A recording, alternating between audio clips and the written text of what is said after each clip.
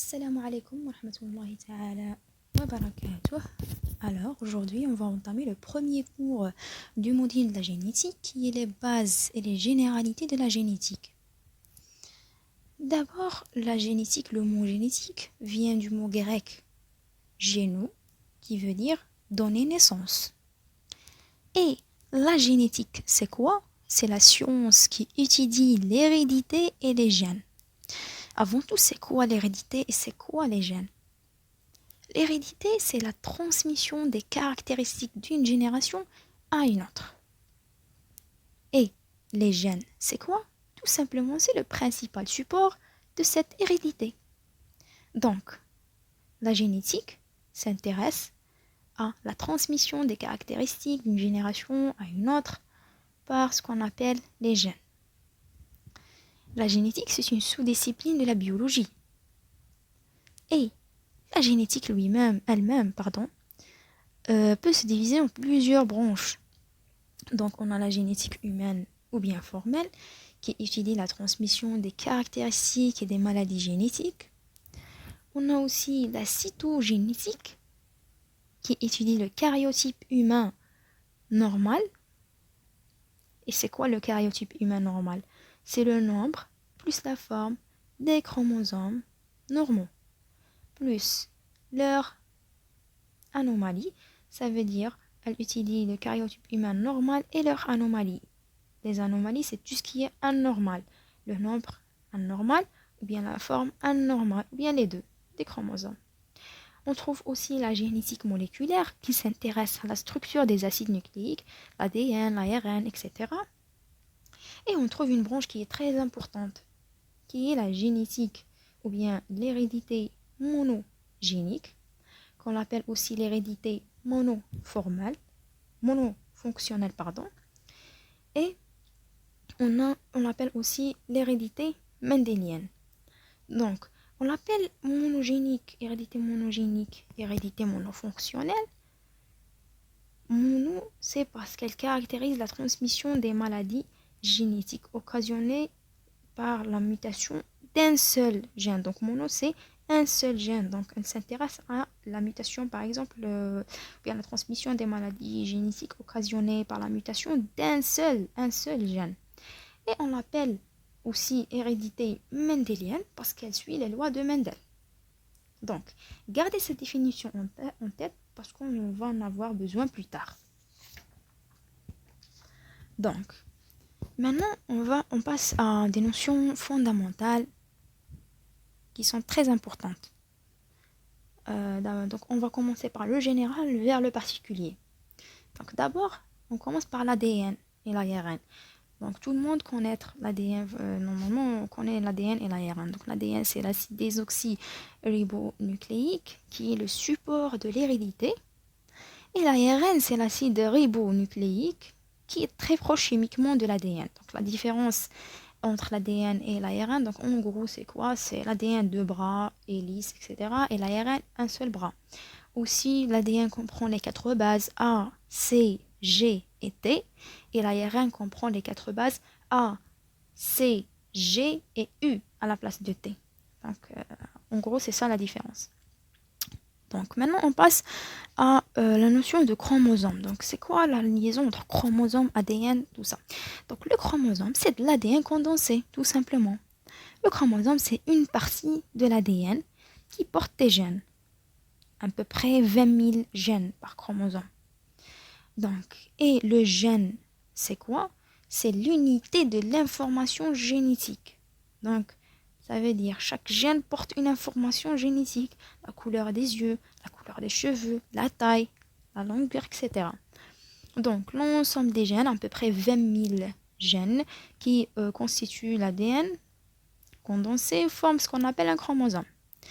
Donc, on voit que le chromosome est constitué par les 2 bras qu'on appelle les chromatides. Donc, un chromatide qui est d'origine maternelle, qui vient de la mère, et un chromatide d'origine paternelle qui vient du papa. Donc, les 2 chromatides sont liés au centre par ce qu'on appelle le centromère, et on a les 2 bras courts et les 2 bras longs. Et aussi, en bas, on a les télomères qu'on verra plus tard. Donc c'est ça le chromosome en gros, c'est simple. On passe maintenant à la notion de locus et allèle. C'est quoi le locus et l'allèle et tout ça? Donc on commence par le locus. Le locus, c'est le site physique. Physique, je précise bien, c'est le site physique où se trouve le gène sur le chromosome. On va donner un exemple pour comprendre. Donc, par exemple, le gène de l'intensité de coloration des yeux, donc sur l'image il montrée, le locus est là. Donc, le locus pour le gène de l'intensité de coloration des yeux, il se trouve sur le chromosome en haut. Donc, on a deux locus sur les deux bras du chromosome. Donc, deux locus qui présentant le site physique où se situe le gène de l'intensité de coloration des yeux. Et on a plusieurs locus sur le chromosome, sur le bras de chromosome. Donc il y a le locus du gène de l'intensité de la coloration des cheveux, des yeux, etc. Donc maintenant, le gène de l'intensité de coloration des yeux, par exemple, il peut être, donc l'intensité de coloration des yeux, elle peut être, par exemple, les yeux peuvent être bleus, verts, noirs, marrons, selon la personne. Donc chaque personne porte une intensité de coloration des yeux précise, spécifique. Donc le bleu, le vert, le noir, le marron, tout ça, c'est quoi? C'est les différentes formes que peut prendre un même gène à un locus donné. Et ça, ce qu'on appelle les allèles. Donc les allèles, c'est les différentes formes que peut prendre un même gène dans un locus donné. Donc j'espère que c'est compris. Maintenant, on va voir des notions, d'autres notions fondamentales aussi. Donc d'abord, il faut comprendre que le noyau des cellules somatiques humaines comporte 46 chromosomes. D'abord, cellules somatiques humaines, c'est quoi? Donc les cellules somatiques humaines viennent du mot soma, qui désigne en biologie l'ensemble des cellules non sexuelles d'un être vivant. Ça veut dire toute cellule qui est pas une cellule sexuelle dans l'être vivant, on peut l'appeler une cellule somatique. Donc, donc chaque cellule somatique comporte un noyau qui va comporter 46 chromosomes. Donc 46 chromosomes égale quoi? Égale 23 paires de chromosomes.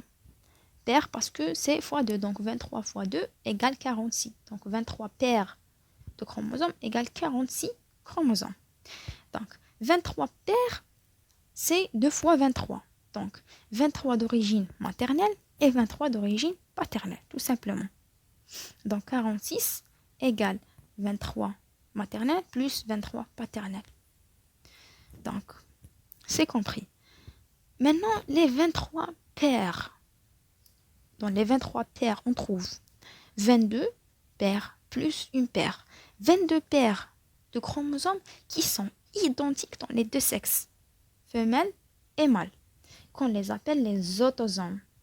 Et on trouve la paire du chromosome qui reste, qu'on l'appelle gonosome, qui vient du mot gonade, les ovaires chez la femme et les testicules chez l'homme, ou bien on les appelle les chromosomes sexuels, qui désignent le sexe de l'être vivant, ça veut dire soit de l'être humain, ça veut dire soit elle peut être XY pour l'homme, ou bien XX chez la femme. Donc ça pour les chromosomes et tout ça.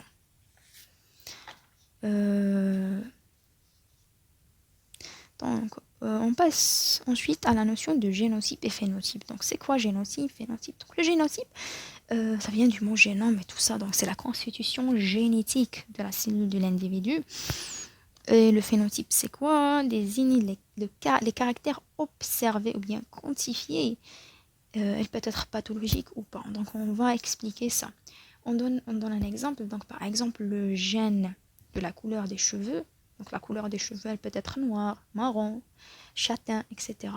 Donc le gène de la couleur des cheveux rentre dans ce qu'on appelle le génotype. Et la couleur des cheveux qui est noire, qu'on va l'observer plus tard dans l'être vivant, donc le noir, le châtain, le marron, etc. Donc ça, c'est le phénotype, c'est le caractère observé ou bien quantifié dans l'être humain. Donc le phénotype peut être pathologique ou pas. Donc parfois on a un phénotype qui est pathologique, donc qui va donner des maladies par la suite. Donc, on dit que le génotype, le génome de l'être vivant, il est responsable du phénotype. Donc, il est responsable dans ce qu'on voit plus tard. Donc, maintenant, on a terminé par ça. On passe, ou bien on va retourner à la notion de l'allèle. Donc, l'allèle, si on a les deux allèles sur le même chromosome, si on a les deux allèles qui sont identiques, par exemple bleu, on appelle ça homozygote. Si on a les deux allèles sur le même chromosome qui sont différentes, par exemple bleu-vert, bleu avec le vert, un mélange, donc on appelle ça hétérozygote. Donc hétéro c'est le mélange et zygote c'est l'œuf, donc hétérozygote, c'est mélange. Aussi, l'allèle qu'on a dit, les différentes formes qui peuvent présenter le gène, etc. Donc on a ce qu'on appelle l'allèle dominant et l'allèle récessif. C'est quoi la différence? Donc, si on a par exemple, on donne à la couleur bleue le grand B. Donc rappelez avec moi. Le grand B à l'allèle ou bien à la couleur bleue et le petit b à la couleur vert. Donc, pourquoi on a donné grand B au bleu et petit b à la couleur verte? Donc, le grand B désigne le caractère dominant, donc l'allèle dominant, et le petit b désigne l'allèle récessif. Donc, quelle est la différence entre ces deux? Donc, on dit un allèle dominant, dans ce cas le grand B, s'il s'exprime le caractère sans tenir compte de l'autre allèle. Ça veut dire, si on a grand B avec petit b dans le même chromosome, on aura l'expression du grand B et pas le petit b. Donc, il s'exprime sans tenir compte de l'autre allèle qui est le petit b. Donc, il masque la présence de l'allèle récessif qui est le petit b. Et le petit b dans ce cas qui est l'allèle récessif, donc il s'exprime dans un seul cas. Donc, il est récessif, il est petit, il est faible. Donc, il s'exprime, son expression nécessite sa présence dans les deux chromosomes homologues. Ça veut dire qu'il s'exprime seulement si on a petit b avec petit b. Donc, vert, il s'exprime, il donne le vert. Mais si on a le bleu-vert, comme le bleu est l'allèle dominant, donc l'expression, elle va être bleue. Donc, j'espère que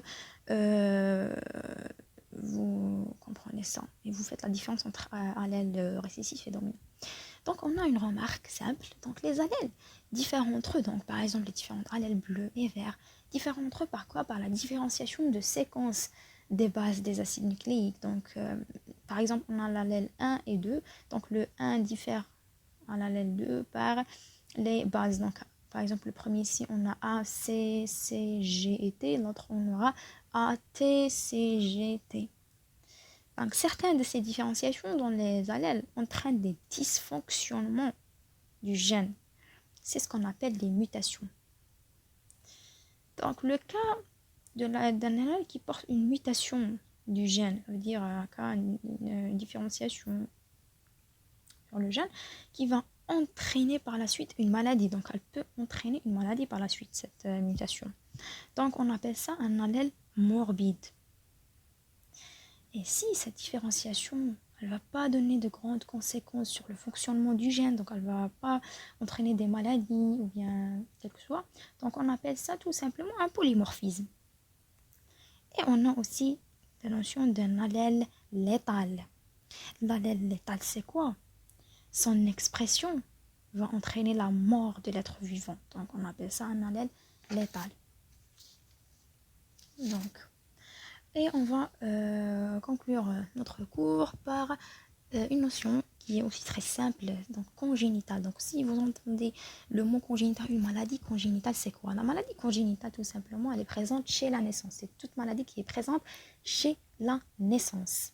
Et une maladie qui est non congénitale, c'est ou bien acquise, des congénitales ou bien acquises, donc elle ne s'exprime pas à la naissance, mais elle ne s'exprime qu'au cours de la vie. Donc, la maladie congénitale ou bien non congénitale, elle peut être génétique ou non génétique. Donc, une maladie congénitale génétique, Ça veut dire l'origine de cette maladie, elle est génitale. Donc, on donne un exemple, la maladie du cri du chat. Donc, la photo est tout en bas à gauche, donc le cri du chat. Regardez la bouche de l'enfant.